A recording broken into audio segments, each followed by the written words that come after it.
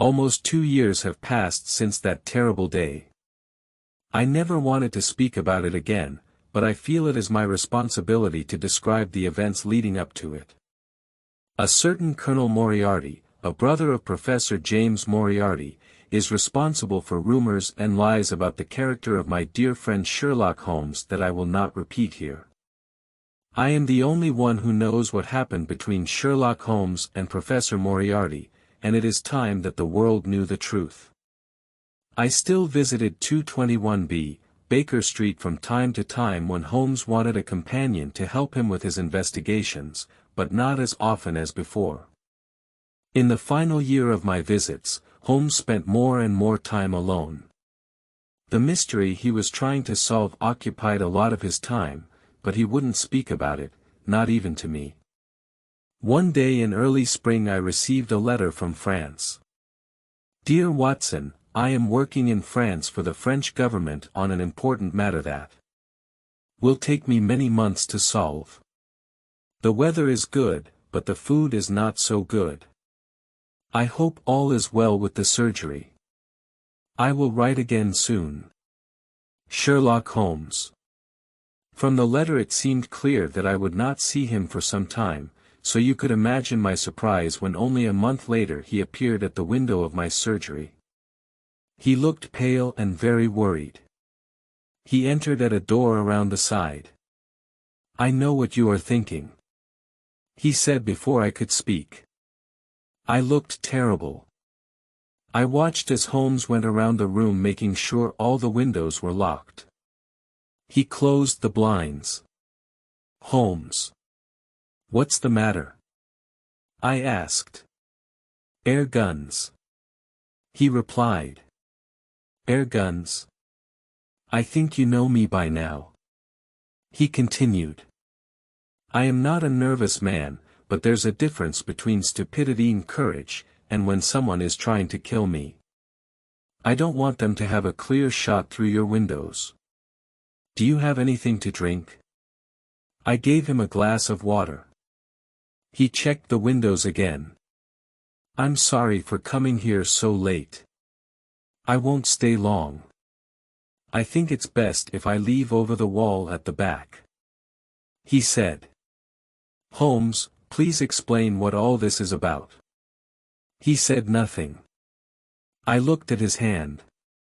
It was bleeding. I offered him something to clean it with.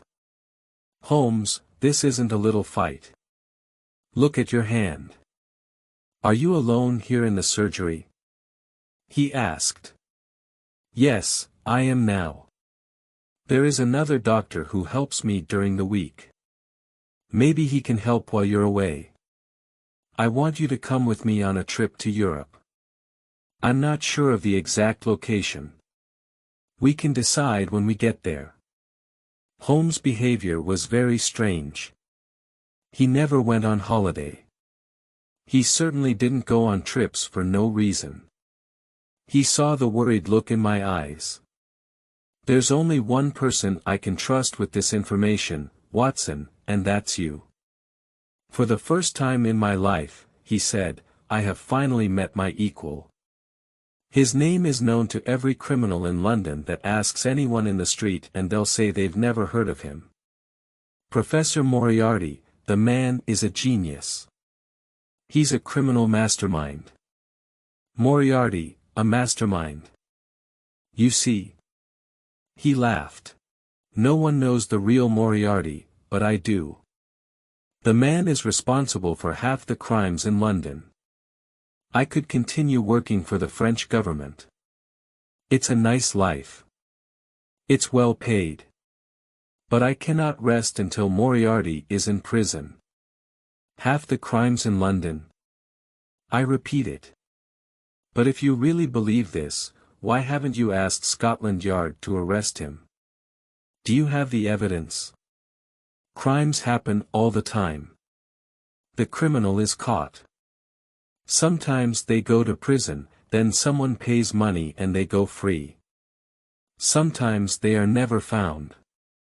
The important thing is that the man who controls everything is never caught. No one must ever suspect him. But what does he do? Nothing. Nothing. He is a well-educated university professor and one of the greatest mathematicians in Europe. At the age of 21, he wrote a thesis that was read all over the world. He was offered a job at a university. He worked very hard, but not towards anything good. He moved to London, where he has chosen to use his extraordinary brain for a life of crime. No one knows the criminal world better than I do. For years, I have known that there is someone else behind the crimes I investigate. He is like a spider that sits in the center of a very large web. He plans. He sits. And he waits. He makes the threads, and I follow them.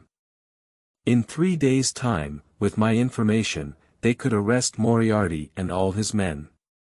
But if I take one step in the wrong direction, then all my work counts for nothing. I was sitting in my chair, thinking about a case this morning, when a man walked into my room. I knew him immediately. His forehead was high, his skin was pale, and his shoulders were round from the time spent in his study. His eyes were so dark, I couldn't read the slightest emotion in them. He observed me with simple curiosity, as his head moved from side to side, like a snake. "You're not as intelligent as I thought," he said. "Don't you know it's dangerous to keep a loaded gun in your pocket?" I took out the gun that was in my pocket, and put it on the table. But I kept my fingers close to it. "You know who I am," he hissed softly. "If you have something to tell me, Professor Moriarty, I am free for around 5 minutes. I replied. Holmes moved around the room restlessly. "And what happened next?" Moriarty asked me if I would continue with my investigations. I told him he already knew the answer. "Then you know mine," he replied. He put his hand in his pocket. I placed my fingers on the gun on the table. But instead of a gun, he took out a notebook, and read aloud. "On the 4th of January, you passed me in the street. On the 23rd of January, you were in my way. In the middle of February, you were causing me problems. By the end of March, I had to change my plans. Now I find a month later that you were trying to take my freedom from me. We both know that this cannot continue." "You're right," I said, "it won't continue. Give me 3 more days, and it will end. You're an interesting opponent, Holmes. I don't know what I'd do without you. I'd be quite bored. You're smiling, but I'm telling you the truth. This little game you are playing is too dangerous." He continued. "I'm not afraid of danger. It's part of my profession," I replied. "This is not danger." He cried. "This is madness. There is our own organization behind me. You think you alone can stop it? There is only one end to this, Holmes. We both know what it is." "I enjoy your company," I replied. "But I have an important matter to investigate. I know every move you make. If you try to destroy me, I will do the same to you." He said, "You are too kind if you think I am capable of destroying you. But I will happily accept my own destruction if I can free the world of you, Moriarty." "Such a pity," he said as he went out of the door. "But you leave me with no choice. Moriarty is a man of his word, and he doesn't waste time. On the way here, I almost lost my life 3 times. First, a carriage with 2 horses came towards me at foreign speed. Fortunately, I jumped from the road just in time. Then, as I was walking around a corner, a stone fell from the top of the town hall. It missed me by the smallest amount. Finally, on the road to your house, a man attacked me. I hit him hard, and he fell over. I was amazed at the way my friend spoke of these events. He was lucky to be alive, and yet he told his story so calmly. You can understand now, Watson, why I shouldn't leave by the front door. He continued, Holmes, you can't go home. You must stay here. Holmes would not listen. He left us planned over the back wall, but only after we had made arrangements for the next day. I'll see you tomorrow morning. He said, take this note, follow these instructions carefully. Do exactly what it says. Destroy it afterwards. Where will I meet you? I asked. I'll see you on the train. The third carriage from the front is reserved. The next day, I followed Holmes' instructions. I did not take the first cab that arrived outside my door, or the second. I took the third. I gave the cab driver an address to take my luggage to. I got out early, 10 minutes away from the station. I ran around the corner where a horse and carriage was waiting. He didn't ask for my destination. He took me directly to the station. When I arrived, I was just in time for the express train that connects with the ferry to France. I ran as fast as I could, and I saw a porter taking my luggage to a carriage. There was a reserved sign on the window, and I got in. There was a man in the carriage, but it wasn't Holmes. It was a priest. I was confused. Holmes said the carriage was only reserved for us. I sat down, and the train left the station. Where was Holmes? After last night's event, I was very worried for my friend's safety. Then the priest spoke. It's good manners to say, "Good morning, Watson." In moments I realized that Holmes, disguised as a priest, was sitting before me in the carriage. We must be careful. There's Moriarty now. He added. I looked out of the window and saw him and running towards the train, shouting angrily at the guard. I could see his large forehead and small dark eyes in the distance. Holmes smiled, sat down, and took out a newspaper. Holmes, this can't continue. Tell the police they have to arrest Moriarty. They can hold him until you have all the evidence they need. No, replied Holmes. There are too many fish in this net, and I intend to catch them all. Now we must plan what to do next. Moriarty will soon catch the train. How? I asked. This is the express train. There aren't any faster trains. Think, Watson. Sighed Holmes. Moriarty is as intelligent as I am. Imagine I'm Moriarty. What would I do? You could hire a private train. Precisely. 55 minutes later, the train stopped at a station. Quick, said Holmes. We're getting off here. What about our bags? I asked. They arrive in Paris, where one of Moriarty's men will wait for us to come and collect them. We won't be there, of course, because we're getting a ferry to Belgium. We'll buy new bags and new clothes on the way. We jumped off the train. Holmes pulled me to the ground and we hid behind some bags on the platform. I watched as the train left and our own luggage disappeared. At that same moment, another train passed by on another platform, going at full speed. A man looked out of the window. We saw the face of Professor Moriarty. We guessed his plan, said Holmes. We're lucky. He didn't guess mine. On the third day of our travels in Europe, Holmes sent a telegram to the police. Later that evening, he received a reply. I knew it. He cried. Have they caught Moriarty? I asked. He shook his head. He has escaped. You should return to England, Watson. Moriarty will try to find me. No, I said. I'm going to come with you. We discussed the matter for over an hour until Holmes became bored and agreed that I could stay. Holmes decided it was best for us to walk from France into Switzerland with the help of a local guide. One day, after days of walking, we sat down on a pretty area of grass to eat. I looked up and saw a huge rock falling from the top of the mountain towards us. I jumped out of the way and pushed Holmes to one side. I was surprised the guide didn't try to help.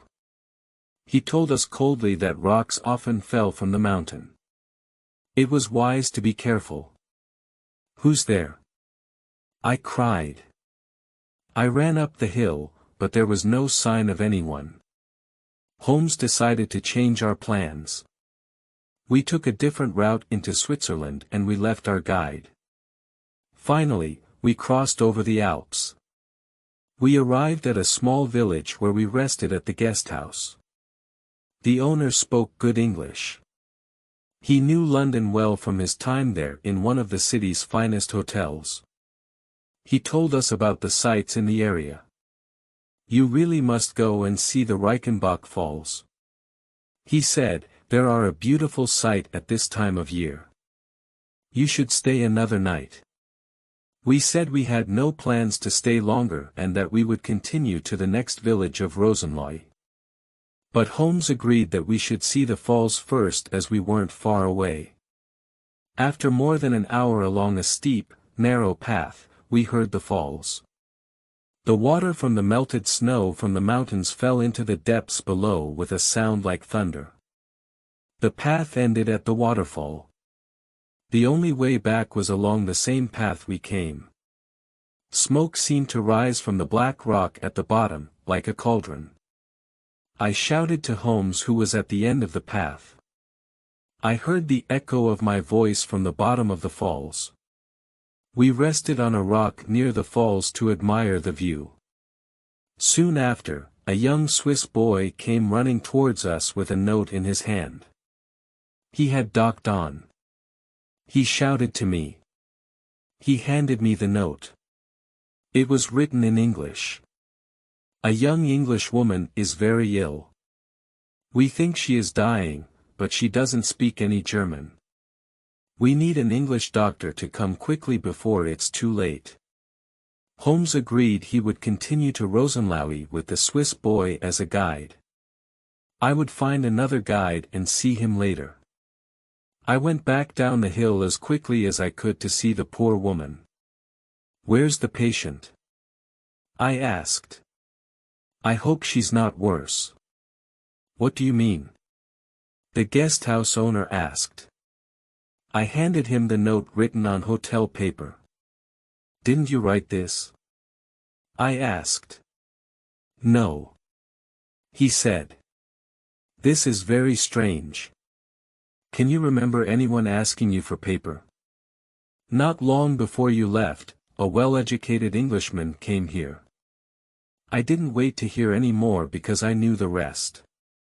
When I was coming down the path to the hotel, I remembered seeing a man on the other side of the hill walking up towards the falls. He was tall and thin and I ran back up the path, but it took longer to go up than to come down. When I arrived, Holmes wasn't there. My worst fear was true. There wasn't a sick English lady. It was all a lie so that I would leave Holmes. I tried to think what Holmes would do. It didn't take long to find out what happened. The sight of Holmes walking stick against a rock nearby told me that his journey went no further than the end of the path by the waterfall. There were no footprints returning back towards the path. I could see the torn roots of plants and finally the mark of a long fingernail in the ground at the edge of the falls. I looked over into the black water beneath and shouted as loudly as I could. "Holmes! Sherlock Holmes! Sherlock Holmes!" came the echo of my own voice. I shouted again, but it was no good. In that cauldron was one of the world's most dangerous criminals, and in my stomach I knew my friend and one of the world's greatest detectives was with him until the end. Then on the rock next to the walking stick I saw a small silver case. I picked it up. There was a note inside.